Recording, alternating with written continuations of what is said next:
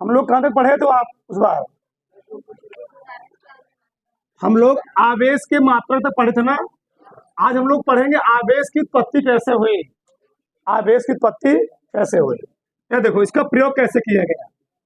बहुत ध्यान समझो इधर। चलो, इसका एक्सपेरिमेंट कैसे किया गया, आवेश को कैसे खोजा गया, इसकी उत्पत्ति कैसे, इसका कैसे नाम रखा गया। हमने वो बताया था, जो कौन थे, बेंजामिन फ्रैंकलिन। बेंजामिन फ्रैंकलिन ने आवेश के दो प्रकार बताए। एक कौन होता है, एक धनावेश, क्या होता है, जड़ावेश।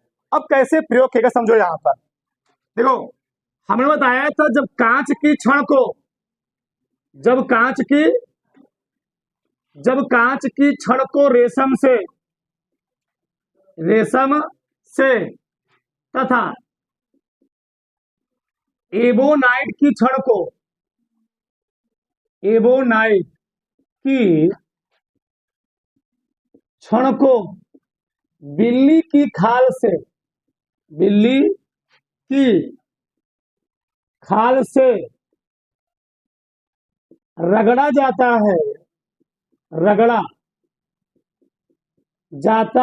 है तो छड़ें क्या होती है, छड़ें आवेशित हो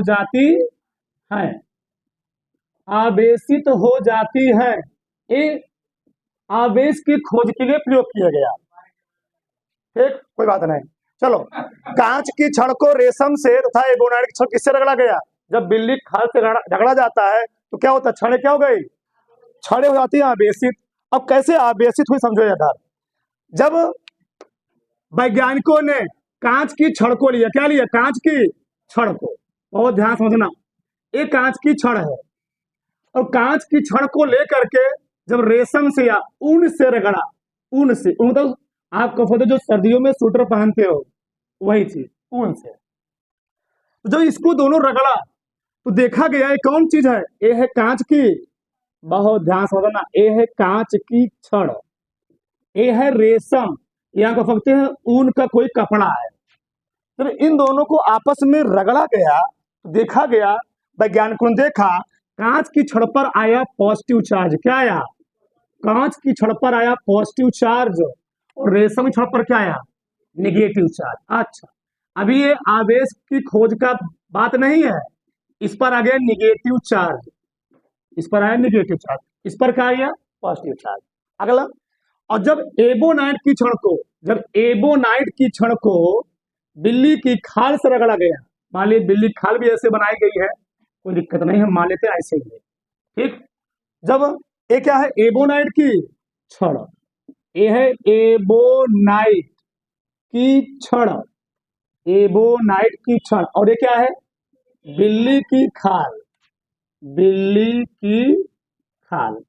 जब एबोनाइट की छड़ को बिल्ली की खाल से रगड़ा गया तो देखा गया जो एबोनाइट की छड़ थी वह हो गई ऋणावेशित। क्या हो गई, ऋणावेशित। और ये क्या हो गई, ये हो गई धनावेशित, ये हो गई धनावेशित। इस पर आ गया प्लस चार्ज, इस पर क्या गया, दूर दूर दिखा देते हैं। चलो, ये मैटर हमारे सामने निकला, ये चीज हमारे सामने निकल के आया। ये क्या था, रेशम, और वो क्या है, बिल्ली की खाल। तो देखा गया जब कांच की छड़ को रेशम से रगड़ा गया तो कांच की छड़ पर आया पॉजिटिव चार्ज और रेशम पर क्या आया, नेगेटिव चार्ज।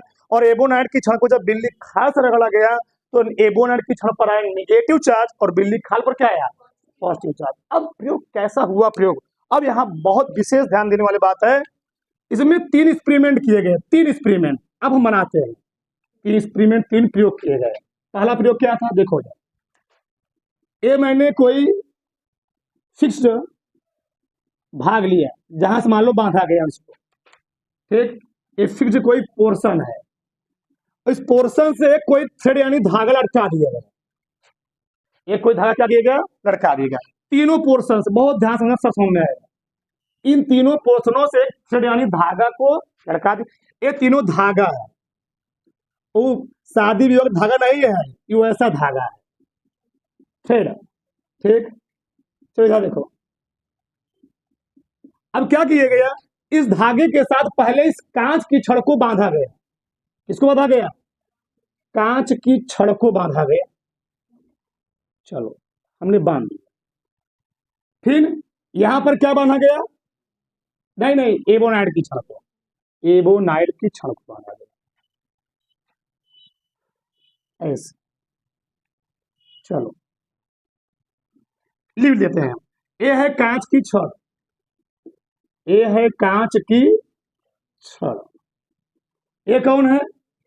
ये है एबोनाइट की छड़, एबोनाइट की छड़। ये क्या है?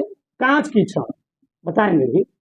ये है कांच की छड़। तीन प्रयोग किए गए, तीन प्रयोग किए गए। अब बताओ कांच की छड़ पर कौन चार्ज है? पॉजिटिव चार्ज है। एबोनाइट की छड़ पर क्या है? निगेटिव चार्ज है। कांच पर क्या है? Positive charge. इसको लटकाया गया, धागे से बांध कर लटकाया गया, और इसके पास तीन प्रयोग किए गए। क्या प्रयोग किए गया? जब इस कांच की छड़ के पास खुद उसी टाइप का कांच का छड़ ले जाया गया, तो देखा गया क्या हुआ, इसमें एक नया प्रयोग हुआ। और इसके साथ क्या ले जाया गया? इसके साथ जब एबोनाइट की छड़ को ले जाया गया, यहां पर दूसरा कोई बात देखते हैं इधर। चलो, जब कांच की छड़ के पास कांच की छड़ को ही ले गया, ले जाया गया, गया कांच की छड़। ये कौन छड़ थी? एबोनाइट। इसके पास कौन ले जाया गया? एबोनाइट की छड़ को ही ले जाया गया। लेकिन यहां पर समान छड़ों को नहीं, यहां पर एक बार कांच को बांधा गया, इस बार किसको ले जाया गया? एबोनाइट की छड़ को ले जाया गया, एबोनाइट की छड़ को ले गया। तो कांच की छड़ पर कौन चार्ज होता है? पॉजिटिव, पॉजिटिव, पॉजिटिव, पॉजिटिव लिख दिया। यहां पर क्या आएगा? निगेटिव। यहां क्या आएगा? Negative, negative, negative. अब बहुत ध्यान समझो, क्या एक्सपेरिमेंट था, क्या प्रयोग था? जब कांच की छड़ के पास उसी टाइप की कांच की छड़ को ले जाया गया, तो वैज्ञानिकों ने देखा ये दोनों छड़ें एक दूसरे से दूर भागी। क्या हुई? ये दोनों छड़ें दूसरे से दूर भागी, यानी ये आपस में कनेक्ट नहीं, बल्कि क्या हुई? एक दूसरे से दूर भाग रही है। यानी इसमें हुआ प्रतिकर्षण। क्या हुआ? प्रतिकर्षण, प्रतिकर्षण। यानी एक छड़ एक दूसरे को रिपेल कर रही है, यानी प्रतिकर्षित कर रही है, प्रतिकर्षित कर रही है। मतलब यहां से निष्कर्ष ये निकल रहा है, जब किसी भी दो छड़ों पर प्लस प्लस चार्ज आएगा, वो छड़ें अट्रैक्ट नहीं हो, क्या होंगी? प्रतिकर्षित होंगी। क्या होंगी? दूर भागेंगी। अरे भैया दो चुंबक है, दो चुंबक का साउथ पोल एक ही है। साउथ पोल क्या है? दोनों छड़ों का साउथ पोल एक ही तरफ है। उसको पास में ले जाने का प्रयास करो, क्या पास में आएगा? कभी नहीं आएगा। और नॉर्थ और साउथ रहेगा तो आराम चला आएगा। वही चीज यहाँ पर है, यहाँ पर भी नेगेटिव चार्ज, यहाँ पर नेगेटिव चार्ज। इन दोनों छड़ों को, यानी एबोनाइट की छड़ को जब पास में ले जाया गया, तो साइंटिस्टों ने देखा ये दोनों छड़ें भी चिपकी नहीं, बल्कि दूर भागी। यानी इसमें भी क्या हुआ? इसमें भी हुआ प्रतिकर्षण। पहले चैप्टर का बेस समझो, थ्योरी तो ऑटोमेटिक खत्म हो जाएगी। ठीक, ये क्या, यहाँ भी क्या हुआ? यहाँ भी हुआ रिपल्सन, यानी रिपेल हुआ, प्रतिकर्षण हुआ। लेकिन जब साइंटिस्ट यहाँ पर प्रयोग क्यों दंग रह गए, क्या रह गए? जब कांच की छड़ के पास एबोनाइट की छड़ को ले जाया गया, तो कांच की छड़ थी धनावेशित और एबोनाइट छड़ क्या थी? एबोनाइट की छड़ थी ऋणावेशित। तो ये दोनों छड़ दूर ना भाग करके आपस में क्या हो गई? सट गई। यानी ये आ गई इधर, ये आ गई इधर। यानी यहाँ पर प्रतिकर्षण ना हो करके क्या हुआ? आकर्षण, यानी अट्रैक्शन। इसको हम लोग बोलते हैं अट्रैक्ट किया। ये दोनों छड़ें आपस में क्या हो गई? अट्रैक्ट हो गई, अट्रैक्ट हो गई। क्या हो गई? आकर्षित हो गई। यहां से हम बात लिखते हैं, क्या कंक्लूजन निकला? क्या कंक्लूजन निकला? निष्कर्ष इस प्रयोग से क्या निकला? कंक्लूजन, कंक्लूजन यह निकल रहा है, समान प्रकार के दो विपरीत प्रकार के ना जी, दो विपरीत प्रकार की आवेश, विपरीत प्रकार के आवेशों में क्या होता है? प्रतिकर्षण।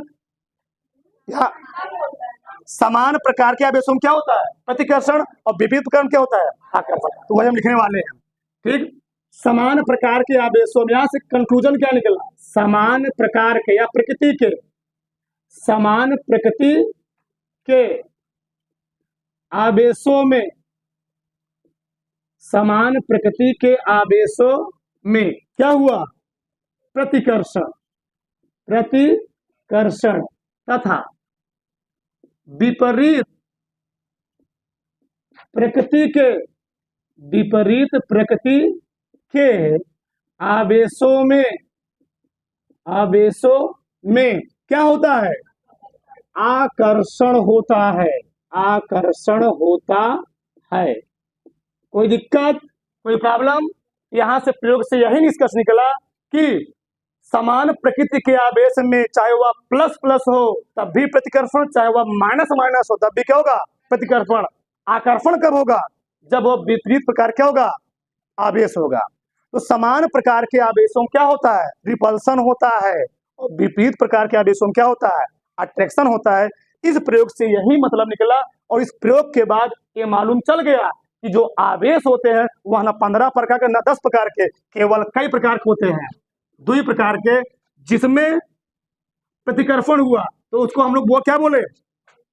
ठीक, एक मिला क्या, प्रतिकर्षण, एक मिला क्या हो रहा है? आकर्षण। इस प्रकार से 2 प्रकार के आवेश डिवाइड किए गए, क्या होता है? एक मिला हो गया धनावेश और एक मिला क्या हो गया?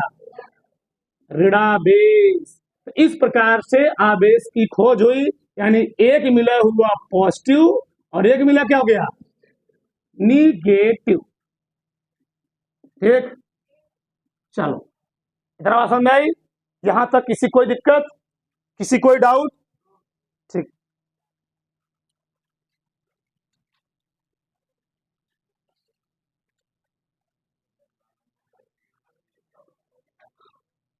तो देखो इधर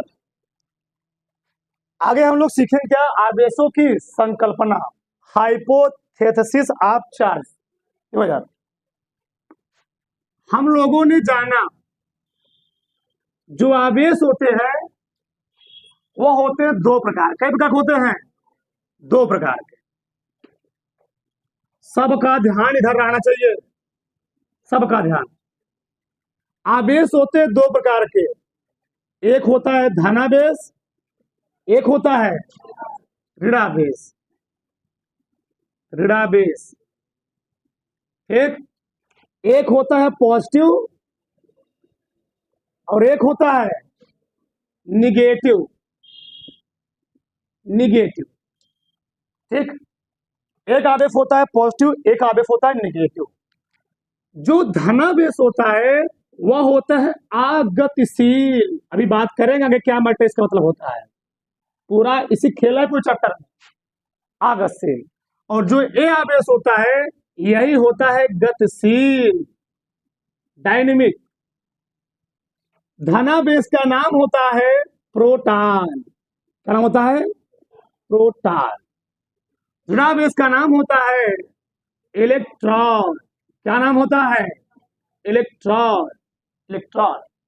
अच्छा, प्रोटॉन पर, प्रोटॉन का जो द्रव्यमान होता है, मास होता है 1.672 गुणे 10 घाते माइनस 27 किलोग्राम। इलेक्ट्रॉन का जो मास होता है 9.1 गुणे 10 घाते माइनस 31 किलोग्राम, 31 किलोग्राम। प्रोटॉन पर जो चार्ज होता है वह होता है प्लस 1.6 गुणे 10 घाते माइनस 19 कूलम। इस पर चार्ज होता है वह उतना ही होता है, बस माइनस होता है माइनस 1.6 जी 10 घाते माइनस 19 कूलम। अच्छा, इतना आप सब बात जानते रहे होंगे, इतना। ठीक, अब यहां हम आगे बात करते हैं कि आवेशों की संकल्पना का मतलब क्या है, हाइपोथेसिस ऑफ चार्ज। ठीक, मान लिया मैंने एक कोई परमाणु है या तत्व है, एलिमेंट है, इस सोडियम कोई परमाणु है, सोडियम में हम लोग जानते हैं सोडियम को जो एटॉमिक नंबर कितना होता है? 11 होता है, 11 होता है परमाणु क्रमांक। सबका ध्यान रखना चाहिए। जब सोडियम के बाहरी कक्षा हम लोग जानते हैं ये आवर्त सारणी के पहले वर्ग का एलिमेंट है, हलीना का रब से फरियाद पहला वर्ग होता है, उसी वर्ग का पहला एलिमेंट है। ठीक, उसी वर्ग का एलिमेंट है, पहला नहीं। ठीक, यहाँ पर जब सोडियम से एक इलेक्ट्रॉन निकल जाते हैं तो इस पर क्या आता है? प्लस, और एक इलेक्ट्रॉन निकले ऐसे दिखा। अच्छा, तो सोडियम पर अगर प्लस चार्ज आया तो इसका मतलब इलेक्ट्रॉनवा बढ़ा घटा, इलेक्ट्रॉनवा घट गया। यानी हम बात करें इस पर जितने पहले कितने प्रोटॉन थे, इस पर कितने प्रोटॉन थे 11, अभी भी कितने प्रोटॉन है 11, लेकिन पहले कितने इलेक्ट्रॉन थे 11, अब कितने इलेक्ट्रॉन है, अब 11 इलेक्ट्रॉन नहीं है। क्योंकि सोडियम की क्वालिटी होती है आवर्त सारणी के पहले वर्ग का एलिमेंट है, पहले वर्ग में जितने भी एलिमेंट उपस्थित होते हैं उन सबकी बैलेंसी यानी संयोजकता कितनी होती है, 1 होती है। तो इस पर 1 इलेक्ट्रॉन इसका निकल गया, तो अब इस पे 10 इलेक्ट्रॉन बचे। अच्छा, ऐसे हम बात करते हैं क्लोरीन की। एक क्लोरीन है, क्लोरीन हम लोग जानते हैं ये होता है, ये धातु है और धातुओं का गुण होता है जो अपने बाहरी कक्षक से इलेक्ट्रॉन को त्यागने का प्रवृत्ति रखते हैं। और ये क्या होती है, हाइड्रोजन ग्रुप का एलिमेंट है, यानी 17वें वर्ग का एलिमेंट है। और 17वें वर्ग के एलिमेंटों का खासियत होता है इलेक्ट्रॉन को ग्रहण क्या करते हैं, ग्रहण करते हैं, इसीलिए वो क्या होते हैं, अधातु होते हैं। तो ये क्लोरीन इलेक्ट्रॉन को ग्रहण करके इस पर कौन चार्ज आता है, माइनस। अच्छा, 1 मिनट, इसका परमाणु क्रमांक 17, ठीक, इतना बात हुआ। बताओ इसमें कितना प्रोटॉन हुए, 17, अभी कितना प्रोटॉन है 17, कितने इलेक्ट्रॉन, इलेक्ट्रॉन तो 17 ही है। अब इलेक्ट्रॉन कितने हुए, अब इलेक्ट्रॉन हो गया 18। यहां पर इसको हमने क्यों लिखा, मेन रीजन यही, पूरा मेन चीज है, पूरा जड़ है यही। प्रोटॉनवा पहलवा 11 था, अब वो प्रोटॉनवा 11 ही है। पहलवा प्रोटॉनवा 17 था, वो प्रोटॉनवा कितना है, 17 ही है।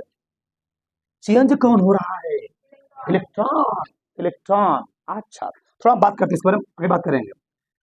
इससे यहां निष्कर्ष निकल रहा है जो धातुएं होती हैं, जो धातुएं होती हैं वो इलेक्ट्रॉन को त्यागने की क्षमता रखती हैं, यानी इलेक्ट्रॉन को त्यागने की प्रवृत्ति उनमें होती है, इलेक्ट्रॉन त्यागने की प्रवृत्ति होती है।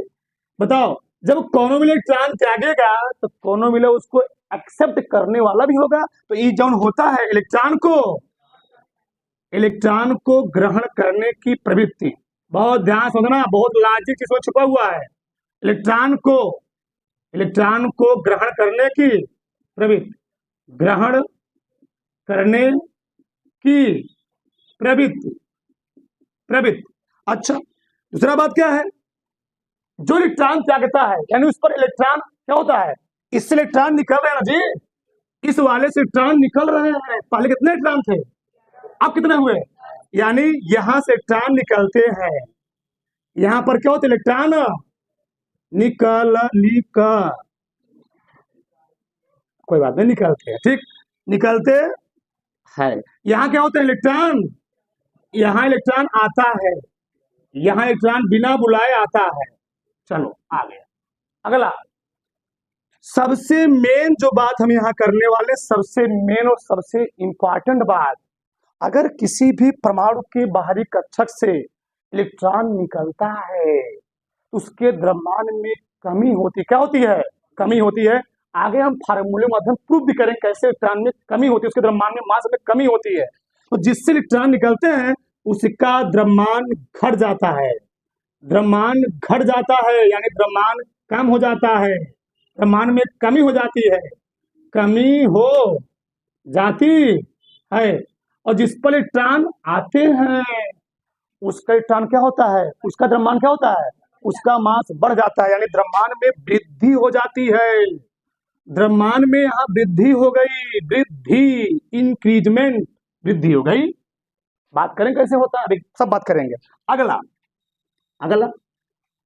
जौन मिला अपने कक्षक से आउटर मोस्ट ऑर्बिटल से इलेक्ट्रॉन निकालेगा उस पर कौन चार्ज आएगा, धनावेश। कौन चार्ज आएगा, मतलब इस पर आता है कौन सा आवेश आता है, इस पर आता है धनावेश, और इस पर क्या आएगा, इस पर आएगा ऋणावेश। क्या आएगा, इस पर आएगा ऋणावेश। अच्छा, 1 मिनट, अब 1 मिनट ये बताना है कि किसी परमाणु पर धनावेश और ऋणावेश आता कैसे है। प्रश्न उठ सकता है किसी परमाणु पर धनावेश क्यों आ रहा है, क्यों उस पर ऋणावेश हो रहा है, वो क्यों वह धनावेशित हो रही है, क्यों वह ऋणावेशित हो रही है। इसका मतलब यह है अगर कोई परमाणु है वह धनावेशित हो रही है, इसका मतलब भी है उस परमाणु में जो इलेक्ट्रॉन है वह प्रोटॉन से क्या है, बहुत ही कम है। यानी उस परमाणु में प्रोटॉनों की संख्या जो है वह इलेक्ट्रॉनों की संख्या से बहुत ही ज्यादा है। अगर किसी परमाणु में प्रोटॉनों की संख्या इलेक्ट्रॉनों की संख्या से बहुत ज्यादा हो जाती है तो हम लोग कहते हैं वह परमाणु क्या हो चुका है, वह परमाणु हो चुका है धनावेशित। अच्छा, ऋणावेशित तो कैसे होगा, यानी इस प्रकार के परमाणु में जो इलेक्ट्रॉनों की संख्या होगी वह प्रोटॉन की संख्या होती है बहुत ही ज्यादा हो जाती है। तो ये ध्यान समझना, यह बहुत लड़कों को डाउट होता है। किसी परमाणु में धनावेश और ऋणावेश दोनों होता है। अगर उसमें ऋणावेशों संख्या ज्यादा हो गई तो वह क्या हो गई, ऋणावेशित। अगर उसमें धनावेश संख्या ज्यादा हो गई, धनायन क्या हो गई, उस पर धना यानी प्रोटॉन क्या हो गए, उस पर प्रोटॉन ज्यादा हुए तो क्या हो गई, वो धनावेशित। और इलेक्ट्रॉन ज्यादा हो तो क्या हो गया, इस पर धनावेशित। अच्छा, ये बात सही आप कह रहे हैं। अभी इसके बाद बढ़ेंगे, द्रव्यमान घट जाता है। अगर किसी भी परमाणु के बाहरी कक्षक से इलेक्ट्रॉन निकलेंगे, ध्यान समझना, अगर कोई परमाणु होगा, अगर उसके बाहरी कक्षक से इलेक्ट्रॉन निकल रहे हैं तो उसका मास हमेशा घटेगा। अभी हम बात आगे फार्मूले से बात करेंगे, ठीक, कैसे उससे घटता है बात। ठीक, आगे हम मैटर क्या है, हमने बताया क्या, हम बात करते हैं न्यूट्रॉन का। अच्छा, ये बताइए, ये मान लीजिए न्यूट्रॉन है, हम यहाँ लिखते हैं न्यूट्रॉन। अच्छा, आप लोग बताइए क्या न्यूट्रॉन पर चार्ज होता है, न्यूट्रॉन पर चार्ज होता है, न्यूट्रॉन पर चार्ज होता है। तुमसे कोई कहेगा न्यूट्रॉन पर चार्ज होता है नहीं होता है, कहोगे होता है। तुम लोग रट्टा मार क्या हो, उदासीन होता है। तो उदासीन कैसे होते भी समझो। मान लो न्यूट्रॉन है, तो न्यूट्रॉन होता क्या है, जो इलेक्ट्रॉनों की संख्या होती है वह प्रोटॉनों के बराबर होती है। यानी अगर अगर मान लीजिए किसी न्यूट्रॉन में 2/3 प्रोटॉन है, तो 2/3 प्रोटॉन को मेंटेन करने के लिए 1/3 माइनस 1/3 उसमें क्या होंगे, इलेक्ट्रॉन होंगे, जिसके कारण से वह क्या हो जाए, न्यूट्रल हो जाए, उदासीन हो जाए। क्यों, 2/3 माइनस 1/3 माइनस 1 कितना आएगा, 2/3। अब कट पीट कर कितना हो गया, 0 हो गया। न्यूट्रॉन पर भी आवेश होते हैं, बस डिपेंड करता है कि न्यूट्रॉन में प्रोटॉनों का संख्या इलेक्ट्रॉनों क्या होता है, बराबर होता है। आवेशवा होता है, लेकिन बस हम लोग पढ़ते क्या है, वो न्यूट्रल होता है। तो हम लोग एक रट्टा मार बैठे 0 होता है। तो 0 कहाँ से आया, 0 यही से आया, इस पर होंगे। अगर इस पर इलेक्ट्रॉन इतना रहेंगे तो इसको बैलेंस करने के लिए उतना ही, चाहे भाग में चाहे गुणा में चाहे कोनो भी विधि से, उतना उस पर क्या होंगे, प्रोटॉन भी होंगे। मैं जितना इलेक्ट्रॉन उतना ही क्या होंगे, प्रोटॉन होंगे। और पूरा मिल क्या होता है, वह न्यूट्रल हो जाता है, 0 हो जाता है। अच्छा, ये बात भाड़ में जाए, ये बात छोड़ो। हम यहाँ सबसे मेन चीज लिखे, लॉजिकल बात लिखे। क्या लॉजिकल बात लिखे हम यहाँ पर, सबसे महत्वपूर्ण बात ये है, देखो, अगर किसी भी पदार्थ में धारा ले जाने का, करंट को फ्लो कराने का जो सबसे मेन चीज होता है ना, वह प्रोटॉन नहीं काम करता है। कौन काम करता है, इलेक्ट्रॉन। आज जानोगे कैसे किसी पदार्थ में धारा कौन ले जाता है। हम लोग समझते हैं रात दिन रखते आ रहे हैं इलेक्ट्रॉन इलेक्ट्रॉन इलेक्ट्रॉन, तो इलेक्ट्रॉन क्यों ले जा रहा है, प्रोटॉन सारा क्यों नहीं ले जा रहा है, इलेक्ट्रॉन सब जिम्मेदार क्यों है, सब जगह जिम्मेदार क्यों है, प्रोटॉन जिम्मेदार क्यों नहीं है। प्रश्न उठता है कि प्रोटॉन क्यों धारा प्रवाह करने में सुगमता बढ़ा रहा है, क्यों इलेक्ट्रॉन की सब जगह खासियत है। तो इसका सबसे मेन सबसे महत्वपूर्ण लॉजिकल बात है, जो धनावेश यानी प्रोटॉन होता है वह होता है आगतिशील। अब आगतिशील होता क्यों है, देखो देखो, ई कौनो परमाणु है, ई कौनो क्या है, परमाणु। ठीक ठीक, ई कौनो क्या है, परमाणु। इस परमाणु में क्या होते हैं, प्रोटॉन और न्यूट्रॉन, और इसके चारों तरफ इलेक्ट्रॉन क्या करते हैं, गति करते हैं, झटका लगाते हैं। तो पहला जो रीजन है, प्रोटॉन धारा प्रवाह में काम लायक नहीं है। क्यों नहीं है, पहला रीजन ही है, जो प्रोटॉन होता है वह नाभिक के साथ बहुत ही प्रबल बल से, बहुत ही प्रबल बल से क्या होता है, बधा होता है। उस बल को हम लोग कहते हैं न्यूक्लियस फोर्स। क्या बोलते हैं, न्यूक्लियस फोर्स कहते हैं, यानी नाभिकीय बल कहते हैं। नाभिकीय बल से नाभिक में उपस्थित बल, कौन बल, नाभिकीय बल से कनेक्ट होने के कारण इलेक्ट्रॉन को प्रोटॉन को बाहर निकलने में क्या होती है, वह निकल प्रोटॉन नाभिक से बाहर नहीं निकल पाता है। जब नाभिक से निकल नहीं पाएगा तो वह क्या, वह धारा प्रवाह करने में सुगमता होगा, कभी नहीं होगा। भाई ये प्रोटॉन जो है नाभिक से बंधा हुआ अटैचमेंट है, तो प्रोटॉन जो नाभिक से अटैचमेंट होने के कारण यह धारा प्रवाह करने में असमर्थ होता है, कह सकते हैं। इस सबसे मेन बात क्या, मेन बात है जो प्रोटॉन होता है वह नाभिक से प्रबल बल से क्या होता है, बंधा होता है, इसलिए वह धारा प्रवाह करने में असमर्थ है। अगला पहला पॉइंट है, ये पहला पॉइंट है, यानी नाभिकीय बल से बंधा होता है नाभिक में, यह न्यूक्लियस फोर्स से बंधा होता है। ठीक, दूसरा पॉइंट क्या है, दूसरा पॉइंट ये है जो इलेक्ट्रॉन होता है, क्या होता है, जो इलेक्ट्रॉन होता है। कौन, प्रोटॉन, बात करना। देखो जो प्रोटॉन होता है इसका जो मास होता है, प्रोटॉन का जो मास होता है वह इलेक्ट्रॉन से बहुत ज्यादा होता है। अच्छा, ज्यादा होता, कितना ज्यादा होता है, ये मन प्रश्न उठेगा, ज्यादा होता कितना ज्यादा होता है। ये प्रश्न पूछा गया है आईटी में कि प्रोटॉन का द्रव्यमान इलेक्ट्रॉन से कितना ज्यादा होता है। तो आज ध्यान रखना, जो प्रोटॉन का मास होता है, प्रोटॉन का जो द्रव्यमान होता है, द्रव्यमान वह इलेक्ट्रॉन से 1837 गुना अधिक होता है। अच्छा, तो होता है तो कैसे होता है, रट्टा मार रहे हैं ना, रट्टा मारेंगे, पढ़ रहे हैं, समझना है फिजिक्स, समझे यहाँ पर कैसे होता है, देख लेते हैं भी। जैसे मान लो ये है मास ऑफ प्रोटॉन पटे mass of electron. Mass of proton का मैं लिखा हूं कितना, मास मास मास मास यहाँ लिखा गया 1.672 गुणे 10 घाते -27 बटे 9.1 गुणे 10 घाते -31 बट इसमें जब आप भाग दोगे तो जा घर पर प्रयोग करिएगा, आएगा 0. हैतना और 0.36 आएगा, मान लो आगे बात करेंगे। गुणे 27 की तरह है 31 है, 31 में 27 जब ऊपर जाएगा कितना आएगा, 10 घाते 4 आएगा, प्लस माइनस में आएगा, प्लस में आएगा। और जब ये कितना है, 10,000 है, और 10,000 इसके साथ गुणा करेंगे कितना जाएगा, 1837। ये आ गया MP, मध्य प्रदेश नहीं है, मास ऑफ प्रोटॉन, यानी मास ऑफ प्रोटॉन इलेक्ट्रॉन से कै गुना है, 1837 गुना। ये बताओ कौनो मिला गैडा नियर हो और कौन चड्ढा नियर हो, पतला नियर, चड्ढा नियर हो, कौन तेज दौड़ पाएगा। फील्ड में, ग्राउंड में एक गैडा दौड़ा दिया जाए, एक पताका दौड़ा दिया जाए, बताओ कौन तेज दौड़ेगा। हाँ, ठीक, जो मोटा रहेगा थोड़ा दौड़ेगा, एक 5 मिनट में हफ्ती फेंक देगा, पताका वाला रहेगा तो चल रहा है तो आप बताओ, मतलब प्रोटॉन, बोलो मत, जो प्रोटॉन का मास होता है, बोलो, समझो, पहले समझना है, सब चीजें लॉजिकल, सब चीजें हैं फिजिक्स में। प्रोटॉन का मास इलेक्ट्रॉन से बहुत ज्यादा होता है, प्रोटॉन का मास इलेक्ट्रॉन से बहुत ज्यादा होने के कारण वह क्या होता है, गतिशील। ये बताओ तुमको चंदौली से मान लो मुंबई, मान लो बहुत दूर में बोल दिया, बनारस घोड़ा ले जाना हो, घोड़ा आराम से ले जाएगा, वही हाथी ले जाना हो तो जाएगा, पहुंचना रहेगा 2 घंटे में, पहुंचेगा 1 महीना में। ठीक, भाड़ो 4 दिन लगेगा आने में, टाइम ज्यादा लगेगा।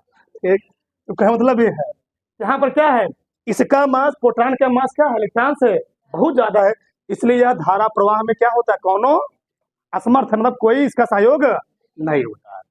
यहाँ तक 1% किसी कोई दिक्कत, किसी कोई प्रॉब्लम।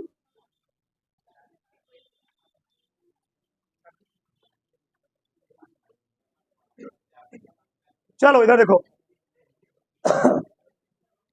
अब आगे हम लोग बात करेंगे आवेशों के गुणधर्म, प्रॉपर्टीज ऑफ चार्ज। क्या बात करेंगे, प्रॉपर्टीज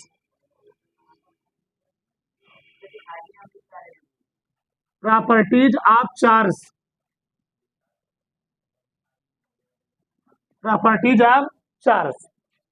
तो आवेशों के हम लोग यहाँ पर 10 गुणधर्म पढ़ेंगे, कितना पढ़ेंगे, 10 गुणधर्म। पहला क्या है, आवेशों की निश्चिरता, इसे हम लोग कहते हैं अचरता, क्या बोलते हैं, अचरता, इनवेरियंस ऑफ चार्ज। दूसरा क्या पढ़ेंगे, आवेश का संरक्षण, कंजर्वेशन ऑफ चार्ज। अगला क्या पढ़ेंगे, आवेश का क्वांटीकरण, क्वांटिजेशन ऑफ चार्ज। आवेश का स्थानांतरण, ट्रांसफर ऑफ चार्ज। आकर्षण और प्रतिकर्षण, अट्रैक्शन एंड रिपल्सन। विद्युत आवेश की योज्यता का नियम पढ़ेंगे यहाँ पर, एडिशन ऑफ चार्ज। द्रव्यमान से संबंध, कनेक्टिव टू मास, इसका मतलब क्या होता है, सब यहाँ विस्तार से चीजें समझेंगे। आवेश की प्रकृति क्या होती है, वेग पर कैसे डिपेंड करता है, महत्वपूर्ण इसके क्या प्रॉपर्टी होते हैं। चलो हम बात करते हैं, पहले की बात करते हैं, आवेश की निश्चिरता। पहला पॉइंट क्या है, आवेश की निश्चिरता। एक एक बात ध्यान समझेंगे, पूरा चैप्टर इसी पर डिपेंड है। ये बात अगर समझ में आ गया, जान लीजिए बहुत कुछ चीज आप सीख जाएंगे यहाँ से। तो पहला हम लोग पढ़ेंगे आवेश की निश्चिरता। आवेश की निश्चिरता, निश्चिरता यानी इसे हम लोग कहते हैं अचरता। क्या बोलते हैं, अचरता। इनवेरियंस ऑफ चार्ज, ठीक, इनवेरियंस ऑफ चार्ज। अब देखो, जो आवेश होता है किसी पदार्थ का या किसी भी पदार्थ का जो आवेश होता है, जो उस पर आवेश होता है, उसका द्रव्यमान जो होता है, उसका द्रव्यमान तो नियत रहता है। कोई इलेक्ट्रॉन है, किसी भी इलेक्ट्रॉन का जो द्रव्यमान होता है, क्या होता है, किसी भी इलेक्ट्रॉन का जो मास होता है वह क्या होता है, वह हमेशा निश्चित रहता है। उसका मास, हम बात करते हैं, जो उसका मास क्या होगा, मास होगा, उसका मास चेंज होता है, बदलता रहेगा, लेकिन उसका वेग पर कोई प्रभाव, वेग से इलेक्ट्रॉन पर कोई प्रभाव पड़ने वाला नहीं है। लेकिन जो इलेक्ट्रॉन होगा ना, अगर उसको हम वेग देंगे तो उसका मास होता है बढ़ जाए, उसका मास क्या हो जाए, हो सकता है घट जाए। यानी यहाँ पर जो आवेश है, जो इलेक्ट्रॉन, जो इलेक्ट्रॉन होता है वह उसका वेग बढ़ाने पर, उसका वेग घटाने पर उसका मास क्या होता है, बढ़ जाता है, क्या होता है, घट जाता है। इसका मतलब क्या, देखो एक फार्मूला हो, जैसे मान लो एक कोई परमाणु है, इस परमाणु का स्टार्टिंग में इनिशियल स्टेट जो मास कितना था, यम नॉट इनिशियल स्टेट में, और वेग कितना था, वी नॉट, कितना था, वी नॉट। ठीक, एक कोई परमाणु है मान लीजिए, ठीक, और इसको मैंने मान लो कुछ वेग दिया, कुछ समय बाद इसका जो मास हुआ वो कितना मास हो गया, इसका मास मान लिया, मास कुछ मान लिया, मान लो एम ए हो गया, इसका वेलोसिटी कितना हो गया, बी ए हो गया, मान लिया।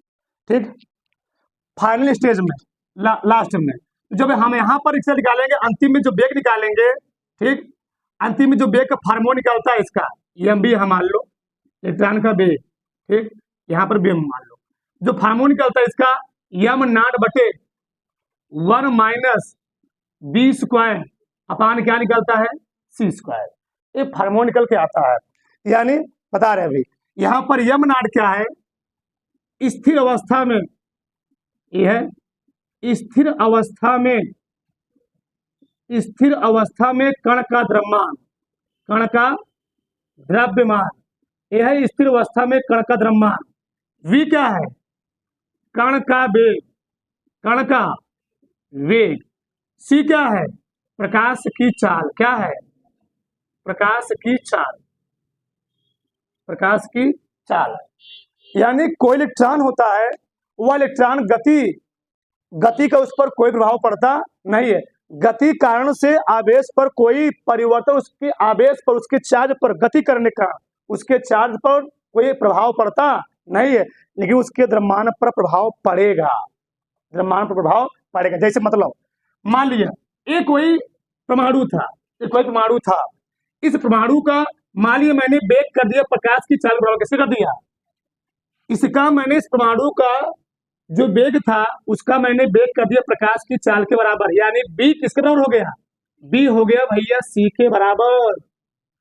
जब बी सी के बराबर हो जाएगा, यहाँ भी क्या देगा, सी स्क्वायर बटे सी स्क्वायर, सी स्क्वायर बटे सी स्क्वायर, और आ जाएगा यहाँ पर एम बी बराबर एम नॉट बटे 1 माइनस 1 कितना होता है, 1 माइनस कितना होता है, जीरो, कितना होता है, जीरो। तो अगर किसी राशि में हम जीरो से भाग दें कितना आता है, इनफाइनाइट। इससे निष्कर्ष क्या निकल रहा है, तो किसी पदार्थ, किसी भी परमाणु का जो मास होता है, अगर हम उसका वेग, अगर उसका हम वेग प्रकाश की चाल के बराबर कर देंगे, उसका मास क्या हो जाएगा, अनंत हो जाएगा, क्या हो जाएगा, अनंत, यानी उसका अनंत होने का मतलब ही है उसका मास बहुत ज्यादा क्या हो जाएगा, बढ़ जाएगा। यानी यहां से निष्कर्ष ये निकल रहा है किसी भी परमाणु का, किसी भी इलेक्ट्रॉन का जो मास होता है वह क्या हो रहा है, वेग घटाओगे वेग बढ़ाओगे तो क्या होगा, यहाँ पर उसका मास क्या हो जाएगा, बदलेगा, क्या होगा, उसका मास क्या हो जाएगा, बदल जाएगा। तो यहाँ पर वही बात है, आवेश की निश्चित तो क्या है, आवेश का जो इलेक्ट्रॉन का जो मास होता है वह कभी निश्चित नहीं होता है। निश्चितता मतलब क्या है, किसी भी परमाणु का जो मास होता है वो कभी निश्चित नहीं होता है, वह क्या होता है, हमेशा बदलता रहता है। यानी अगर हम उसको कम वेग से फेंकेंगे, से मान लो हम ही है, हम सड़क पर बहुत तेज दौड़ने लगे तो हमारा मास क्या हो सकता है, कुछ हमको लगे कि हमारा मास क्या हो गया है, कुछ हमारा द्रव्यमान क्या हो चुका है, घट गया है, घट गया मास, कुछ फील होता है हमको। उसी प्रकार से अगर कोई परमाणु है उसको तुम तेज से फेंक दोगे ना, उसका मास क्या होगा, उसका मास हो सकता है बढ़ जाए, क्या हो जाए, बढ़ जाए। और जो न्यूट्रल में रहेगा उसका मास क्या रहेगा, उसका मास घटा हुआ महसूस होगा, क्या होगा, उसका मास घटा रहेगा। यहाँ पर यही बात कहा गया। तो आवेश की निश्चितता मतलब यह है किसी भी परमाणु का जो द्रव्यमान होता है वह कभी निश्चित नहीं होता है, वह बदलता रहता है, क्या होता है, बदलता रहेगा, हमेशा फिक्स नहीं होता है। ये बात समझ में आया, ठीक। अच्छा, अगला मैटर क्या है, दूसरा मैटर है आवेश का संरक्षण। आवेश का संरक्षण इसका मतलब क्या है, कंजर्वेशन ऑफ चार्ज। इसका मतलब क्या है, देखो यार, हम लोग पढ़ते हैं ऊर्जा संरक्षण का नियम, क्या पढ़ते हैं, ऊर्जा संरक्षण का नियम। अच्छा, ऊर्जा संरक्षण नियम होता क्या है, ऊर्जा को ना तो हम उत्पन्न कर सकते हैं, ऊर्जा को ना तो हम नष्ट कर सकते हैं, बल्कि उसे हम एक रूप से दूसरे रूप में रूपांतरित कर सकते हैं, चेंज कर सकते हैं, बदल सकते हैं। इसका मैटर हम लोग समझते हैं, थोड़ा यहाँ विस्तार समझते हैं। जैसे मान लो, बहुत ध्यान समझो इधर, चलो देखो इसका मतलब है क्या, बहुत यहाँ विशेष ध्यान देने बात है, आवेश, आवेश जो होता है, ठीक। मान लिए यह 5, एक कोई 2 परमाणु थे, 2 परमाणु थे, इस पर अभी कोनो चार्ज नहीं है, न्यूट्रल अवस्था में है, क्या है, न्यूट्रल अवस्था में है। तो इन पर जो चार्ज होगा कितना होगा, 0, 0। टोटल कितना आएगा, जोड़ोगे टोटल चार्ज 0। मान लिया मैंने इनको आपस में रगड़ दिया, घर्षण किया, तो इस पर मान लो चार्ज आ गया +5 इलेक्ट्रॉन, इस पर कितना आ गया, -5। हमेशा ध्यान देना, अगर किसी परमाणु को आपस में रगड़ते हो तो जितना इलेक्ट्रॉन इसमें रहे उतने इलेक्ट्रॉन इसमें क्या होंगे, ट्रांसफर हो जाएंगे। इस पर कितने इलेक्ट्रॉन आए, प्लस चार्ज, इस पर कितना आए, अब बताओ, रगड़ने से पहले इसमें कितने, इसका चार्ज कितना था, 0 था, और जब तुम रगड़ दिए इस पर कितना चार्ज आया, +5 और -5, तो ऑटोमेटिक लास्ट में कितना हुआ, 0। ना तो हमने आवेश को उत्पन्न किया, पहले भी कितना चार्ज था, अभी कितना चार्ज है, 0। बस हमने उसका क्या किया है, रूप को, पहले यहाँ पर कोनो चार्ज नहीं था, पहले इस पर कोनो चार्ज नहीं था, हमने इसको रगड़ा, इस पर क्या गया, चार्ज आ गया। तो इसका मैंने बस रूप चेंज किया है, क्या चेंज किया है, इसका मैंने केवल रूप चेंज किया, इस पर मैंने आवेश को लाया नहीं है, ना तो हमने आवेश को उत्पन्न किया ना तो इसको नष्ट किया, बस मैंने इसका एक रूप से दूसरे रूप में रूप चेंज कर दिया। अच्छा, अब नहीं समझ में आया, भाड़ में जाए नहीं समझ में आया, आगे देखो समझो कैसे, मान लो और बात करते हैं। ये मान लो पहला एग्जाम्पल, दूसरा क्या है, जैसे मान लो हम लोग जानते हैं ए है इलेक्ट्रॉन, ए क्या है, इलेक्ट्रॉन, ए है इलेक्ट्रॉन, ए क्या है, इलेक्ट्रॉन का जो प्रतिकरण होता है उसका विरोधी होता है पॉजिट्रॉन, क्या होता है, पॉजिट्रॉन। ए है इलेक्ट्रॉन, ए क्या है, इलेक्ट्रॉन, ए क्या है, पॉजिट्रॉन, ए क्या है, पॉजिट्रॉन, ए है इलेक्ट्रॉन, ए है पॉजिट्रॉन। और तुम लोग जानते हो जब भी न्यूक्लियर रिएक्शन होता है, जब भी परमाणु बम या अणु बम बनाया जाता है तो नाभिकीय रिएक्टरों में हम लोग जानते हैं हमेशा इलेक्ट्रॉन और पॉजिट्रॉन मिल करके निकालते हैं बहुत खतरनाक किरणें, और किरणें होती है गामा किरणें, क्या होती हैं, गामा किरणें होती है। हम लोग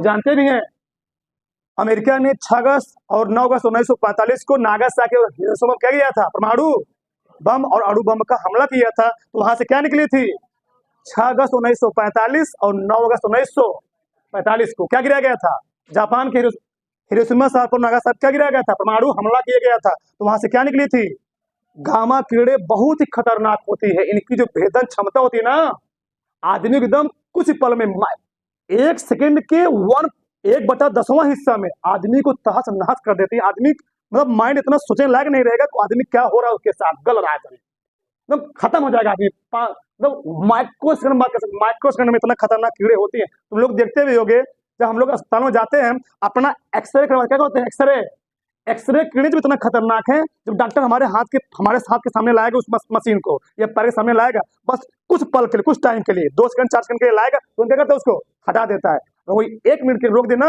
जहां पर वो डाल रहा है उस किरण को, तुम्हारी हड्डी क्या हो जाए, वो गल जाए। साला जब यक्ष किरण इतना खतरनाक है, ये तो और खतरनाक होता है। क्यों? इसका जो द्रव्यमान होता है बहुत कम होता है, इसका द्रव्यमान बहुत कम होता है, और जिस कण का द्रव्यमान बहुत कम होगा उसका वेग क्या होगा, बहुत ही ज्यादा होगा। और ध्यान रखना एक चीज, गामा किरण पर कोनो आवेश नहीं होता है, यह होता है न्यूट्रल। क्या होता है? न्यूट्रल। हम तुमको समझाने के बाद आवेश संरक्षण का सिद्धांत की मतलब क्या है, इसका आवेश संरक्षित क्यों है, मतलब इसका मतलब क्या है, आवेश सुरक्षित क्यों है, अभी बात करेंगे। तो भैया इलेक्ट्रॉन पर कितना चार्ज, कितना चार्ज, -1.6 गुणे 10⁻⁻19 कूलाम। कूलाम पॉजिटिव आयन इसे उल्टा है, इसको कितना आएगा, 1.6 गुणे 10⁻⁻19 कूलाम। है माइनस, है क्या है, माइनस और प्लस मिला सफा चट, माइनस और प्लस सफा चट। अब बता, 1 मिनट, जब जुड़े थे और जुड़ करके जब गामा बना था तो कितना आवेश था, 0 आवेश था। और जब जुड़ गए, जुड़ करके, जुड़ने से जब गामा किरण बना था उस पर कितना आवेश था, जब जुड़ गए, जुड़ने के बाद भी कितना आवेश है, तो नष्ट कहां हुआ, नष्ट कहां हुआ। ठीक, तो इसका मतलब ही है ना तो हम आवेश को उत्पन्न कर सकते हैं, ना तो हम आवेश को नष्ट कर सकते हैं, उसका हम एक रूप से दूसरे रूप में केवल रूप को क्या कर सकते हैं, परिवर्तित कर सकते हैं, चेंज कर सकते हैं। अब और नहीं समझ, भाग में जाएगा, देखते हैं अगला मेन। 1 मिनट रुके आगे और समझाते तुमको हम। ये होता क्या है, हम लोग ऊर्जा संरक्षण के नियम कक्षा से रट्टा मार बैठे हैं, एक को समझ नहीं आता है, बस उत्पन्न किया सकता है, नष्ट किया सकता है, क्या होता है बस रट्टा मान लिया। इसका मतलब क्या समझो, यहाँ पर सब मटर करेगा, इधर सुनाते थोड़ा, 1 मिनट जैसे माल तो बात करते हैं। हम कह रहे हैं ऊर्जा संरक्षण बात करते हैं। ऊर्जा ना तो उत्पन्न कर सकते हैं ना तो नष्ट कर सकते हैं, बल्कि उसका हम एक रूप से दूसरे रूप में रूप बदल सकते हैं। अच्छा कैसे, या आप कहें तो कैसे, बहुत ध्यान से देना। हमारे इस पूरे ब्रह्मांड की, हमारे इस पूरे यूनिवर्स की जो एनर्जी है वह क्या है, नियत है। क्या है, नियत है। अच्छा कैसे, नियत कैसे है, देखो इधर, तुम लोग जानते हो डैम, बांध का नाम सुने हो, हीराकुंड बांध, भाखड़ा नांगल बांध, ना सुने होगा ना। अच्छा, डैम होता क्या है, उसके पीछे पानी को हम कलेक्ट करके रोक रखते हैं। जब पानी डैम के पीछे कलेक्ट कर रखा हुआ है उसमें कौन ऊर्जा होगी, बहुत ध्यान से ना बताओ, उसमें कौन ऊर्जा होगी, स्थितिज ऊर्जा। आज के बाद तुम्हें ऊर्जा संरक्षण में जीवन नहीं भूलेगा। डैम के पीछे कौन ऊर्जा, क्यों, पानी रुका हुआ है, और जब कोई चीज रुका हुआ होता है, रेस्ट में होता है, तो उसमें हम कौन कहते रहे हैं, उसमें स्थितिज ऊर्जा स्टोर हो जाती है, पोटेंशियल एनर्जी। लेकिन जैसे मैंने डैम को खोल दिया, अब पानी किस अवस्था में आ गया, मोशन में, तो कौन ऊर्जा आई, गतिज ऊर्जा। बहुत ध्यान से ना, आज सब समझ आ जाएगा, गतिज ऊर्जा। उस डैम के पानी को मैंने खोला, हमने उस पानी को लेकर आया टरबाइन के पास, किसके पास लेकर आया, टरबाइन के पास। जब टरबाइन में पानी आता है तेज स्पीड में आएगा तो टरबाइन डांस करता है, नागिन डांस, और नागिन डांस करने के कारण उसमें कौन ऊर्जा उत्पन्न होती है, मैकेनिकल एनर्जी, यांत्रिक ऊर्जा उत्पन्न रही है, यांत्रिक ऊर्जा। जब टरबाइनवा नागिन डांस किया तो टरबाइनवा नागिन डांस करने के बाद एक ऊर्जा डेवलप करता है, उसका नाम क्या होता है, विद्युत ऊर्जा। क्या नाम है, समझो, पहले समझो, बोलो मत, बोलो मत, बोलो मत। विद्युत ऊर्जा, वह इलेक्ट्रिकल एनर्जी तुम्हारे घर में आई, कहां पर आई, घर में आई। तुमने मोबाइल लगा दिया वीडियो देखने के लिए, मोबाइल लगाया तो मोबाइल में कौन ऊर्जा हो गई, मोबाइल तुम्हारी गर्म भी होती है, बहुत चार्ज होती है, तो कौन ऊर्जा उत्पन्न हुई, उसमें ऊर्जा, उसमें ऊर्जा हीट एनर्जी। और जब मोबाइल तुम लोग बोलो मत, जब तुम लोग मोबाइल लगा दिया, लगाने के बाद मोबाइल क्या करती है, एनर्जी को एब्जॉर्ब करती है, एनर्जी को एब्जॉर्ब करती है। अब उसमें कौन ऊर्जा आ जाएगी, एक ऊर्जा, उसको हम लोग कहते हैं क्या, रासायनिक ऊर्जा। क्या कहते हैं, रासायनिक ऊर्जा। क्या बोलेंगे, रासायनिक ऊर्जा, बोलो मत। और उसी मोबाइल को हमने टॉर्च ऑन किया, तो टॉर्च आने पर कौन सा मिलेगी, प्रकाश ऊर्जा। क्या मिलेगी, प्रकाश ऊर्जा, प्रकाश ऊर्जा। और जब प्रकाश ऊर्जा बहुत ज्यादा हो जाती है तो वहां एक ऊर्जा और डेवलप, उसको हम लोग कहते हैं तरंग ऊर्जा। क्या कहते हैं, तरंग ऊर्जा। क्या कहते हैं, तरंग ऊर्जा बोलते हैं, तरंग ऊर्जा। बताओ, तो ऊर्जा कहाँ नष्ट हुई, इस स्थिति में थी, किसमें चेंज हुई, गतिज में थी, किसमें चेंज हुई, यांत्रिक में किसमें चेंज हुई, है किसमें चेंज हुई, उसमें किसमें चेंज हुई, रासायनिक से, प्रकाश से, और तरंगों से फिर इसी कोण में करंट चेंज हो जाएगी। तो कहाँ खत्म हुई, न खत्म हुई, न मैंने उत्पन्न किया, न मैंने नष्ट किया, बल्कि इसका एक रूप से दूसरे रूप में क्या हो रहा है, यह चेंज हो रहा है, रूपांतरित हो रहा है। अच्छा, अब और नहीं समझ में आया, कोई बात नहीं, एक उदाहरण और देते हैं, ठीक, लास्ट उदाहरण समझ में आ जाएगा आपको, ठीक। आगे बोलो मत, बोलो मत। सबसे मेन चीज देखो जरा, जैसे हम सिखाने तुमको प्रयास क्या कर रहे हैं, संरक्षण, संरक्षण मतलब ना तो नष्ट ना तो उत्पन्न, बस क्या करते हैं हम लोग, रूप चेंज कर सकते हैं। ये बताओ, देखो जरा, समझो, ये हमारी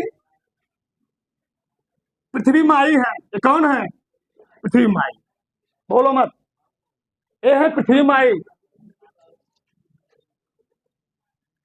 देखो जरा, हम लोग जानते हैं पृथ्वी का जो 71% हिस्सा है वह किससे घिरा है, जल से, और 29% हिस्सा किससे घिरा है, स्थल है।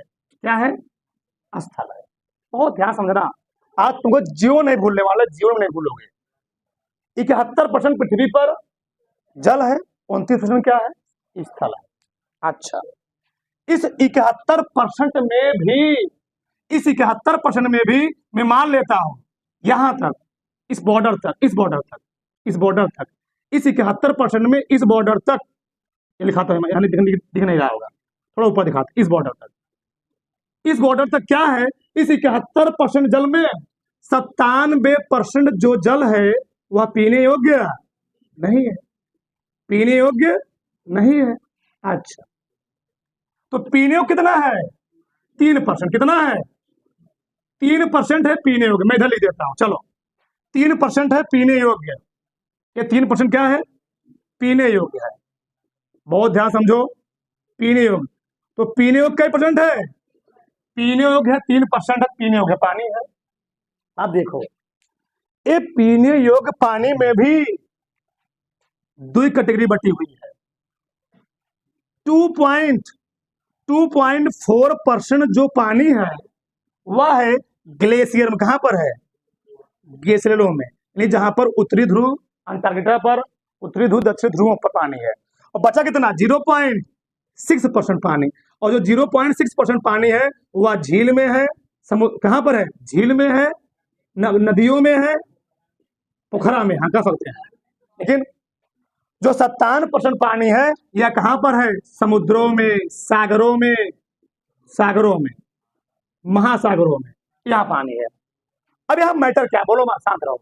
देखो इधर, इतना पानी पीने योग्य है, उतने पानी में से ग्लेशियर में पानी कितना है, इतना सही पानी, कहा हमको पीने पे योग्य पानी कहां मिल रहा है, झील में, नदियों में कितना परसेंट, 0.6% इतना पानी है। अच्छा, हम यहाँ बात क्या करने वाले हैं, ऊर्जा संरक्षण बात कर रहे हैं।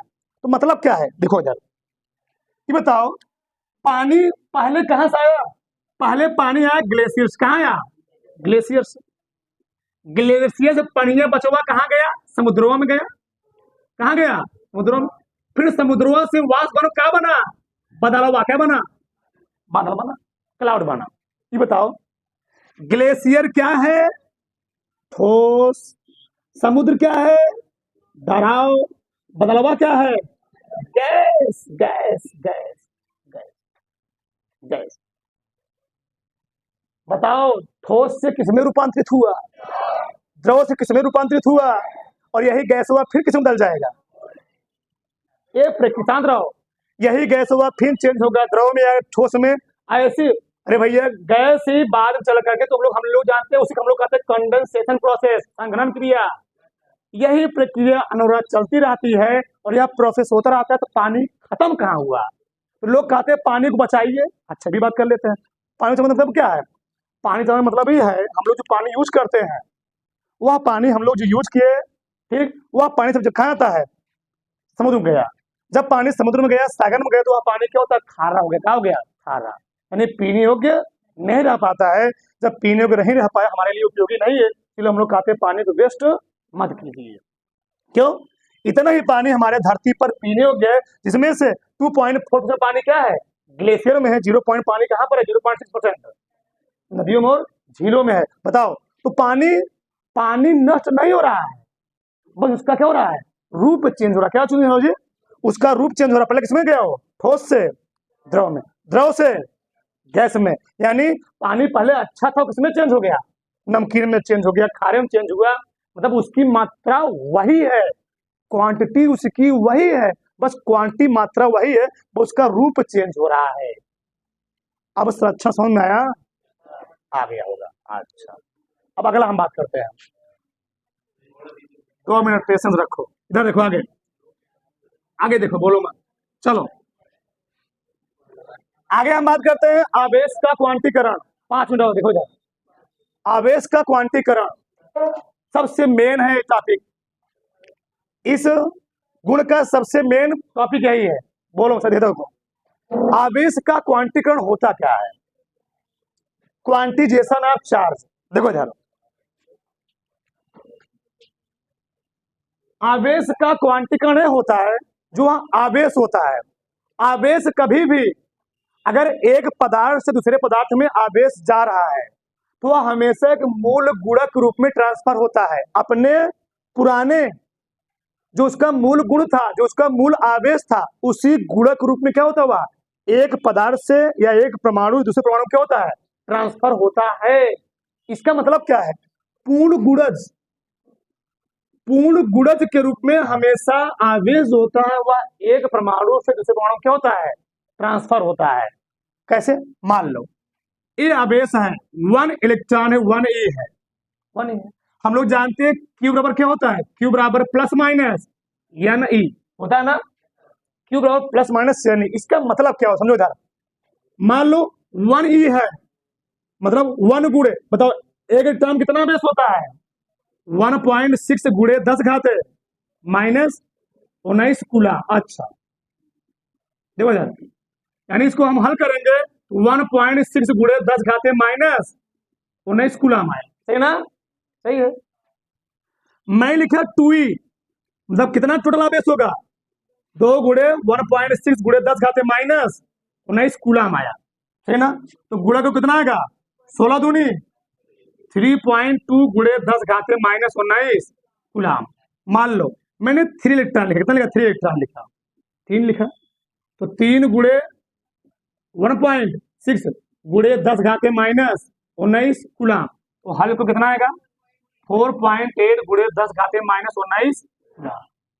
सबसे मेन बात है, सबसे महत्वपूर्ण बात है, क्वांटीकरण होता क्या है? जैसे मान लो हम अपने पर्स में 10 रुपए का नोट रखे हैं, 10 रुपए के हमारे पर्स में नोट है, और हमको किसी को 20 रुपए देना हो, बताओ हम आराम से दे देंगे नहीं दे देंगे? दे देंगे। 50 रुपए देना दे देंगे नहीं दे देंगे? 100 रुपए देना दे देंगे नहीं देंगे? दे देंगे। लेकिन वहीं पर बात, मान लो हमारे पर्स में 10 रुपए के नोट थे, वहीं पर उसने मांग लिया कि हमको 45 रुपए आप दे दीजिए। क्या हम दे पाएंगे? नहीं दे पाएंगे। बोलो मत, जवाब मांग मतलब अपना। ठीक, देखो इधर, तो हमने क्या बोला? हमने यही बोला अगर हमसे 50 रुपए मांग लिए तो उसको हम 45 रुपए दे नहीं पाएंगे। क्यों? हमारे पर्स में एक ही प्रकार का नोट है। वो कौन सा नोट है? केवल 10 का नोट है। उसको 45 रुपए हम नहीं दे पाएंगे। उसी प्रकार से अगर एक परमाणु से दूसरे परमाणु में आवेश का ट्रांसफर होता है, वह हमेशा ध्यान रखना, सबसे मेन बात है, वह या तो 0 या तो 1 या तो 2 या तो 3 या तो 4 ऐसे जाएगा। इसका मतलब क्या है? इसका मतलब क्या है?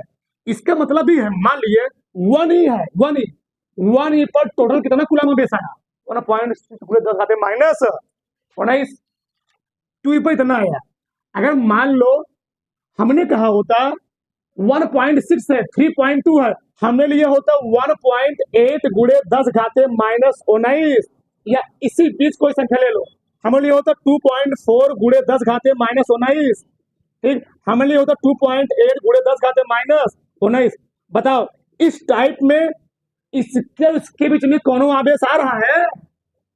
नहीं समझ पाए, नहीं समझ पाए। मतलब जो आवेश होगा हमेशा इसके साथ इसका गुणा होगा। किससे गुणा होगा? 1.6 गुणे 10 घाते माइनस 19 कूलम के इसके साथ, इसके साथ मल्टीप्लाई होगा। अगर मल्टीप्लाई नहीं है तो इस रूप में हम चार्ज को नहीं दे पाएंगे। बताओ 1.6 किसमें गुणा है? 1.6 किसमें मल्टीप्लाई है? 1.6 किसमें मल्टीप्लाई है? 1.6 से लेकर 3.2 तक इसके बीच में कौन मिला आवेश होगा तो उसको हम एक परमाणु दूसरे परमाणु में ट्रांसफर नहीं कर पाएंगे। उसी प्रकार से 3.2 के बाद क्या आएगा? 3.3 से लेकर के 4.7 तक हम आवेश को एक परमाणु दूसरे परमाणु में स्थानांतरित नहीं कर सकते। इसका मतलब ये समझो, सब कुछ नहीं समझना है, तुमको समझना है जो आवेश होता है वह 1 2 3 4 या कह सकते हो माइनस ग्रुप में भी, मतलब किसी परमाणु जो आवेश होगा वह तो या तो 1 ग्रुप में, या तो -2 ग्रुप में, या तो 3 ग्रुप में, या तो -4 ग्रुप में, यानी प्लस माइनस हो सकता है। लेकिन कभी भी आवेश का जो ट्रांसफर होगा वह 1/3, 5/4, 6 कुछ मान लो 6/7 ऐसे रूप में कभी भी आवेश का ट्रांसफर नहीं होगा। यानी किसी परमाणु में जो आवेश का ट्रांसफर होता है वह एक पूर्ण गुणज के रूप में होता है, कभी भिन्न के रूप में, भिन्नात्मक रूप में नहीं होता है। ये होता है क्वांटीकरण, यानी आवेश का ट्रांसफर एक रूप दूसरे रूप में हमेशा पूर्ण गुणज ई के रूप में होगा, ई के रूप में, यानी ई उसके साथ जुड़ा रहेगा। ई मतलब क्या है? 1.6 गुणे 10 घाते माइनस, उसको मैंने कहीं से कहीं हल करूं तो समय ये चीज आना चाहिए। जैसे मान लो हमें लिखा है ये चीज, हमें लिखा मान लो 8.0 गुणे 10 घाते माइनस 19, बताओ ये होगा नहीं होगा? होगा ना? कैसे? इसको हम हल करेंगे 5 गुणे 1.6 गुणे 10 घाते माइनस, बताओ उसमें है कि नहीं है? वही मैं लिखा होता 7.3 गुणे 10 घाते माइनस 19, क्या इसके गुणनफल में इसका क्या ए वाला गुणज होगा? जीवन में नहीं होगा। यानी इस आवेश को हम ट्रांसफर नहीं कर सकते हैं, इसको ट्रांसफर कर सकते हैं। ये मैटर समझ आ रहा है, हम जो समझाने का प्रयास करें समझ में आ रहा है, ये चीज आपको समझ में आना चाहिए, ये सबसे मेन चीज थी। ठीक, subscribe now and press the bell icon, never miss an update.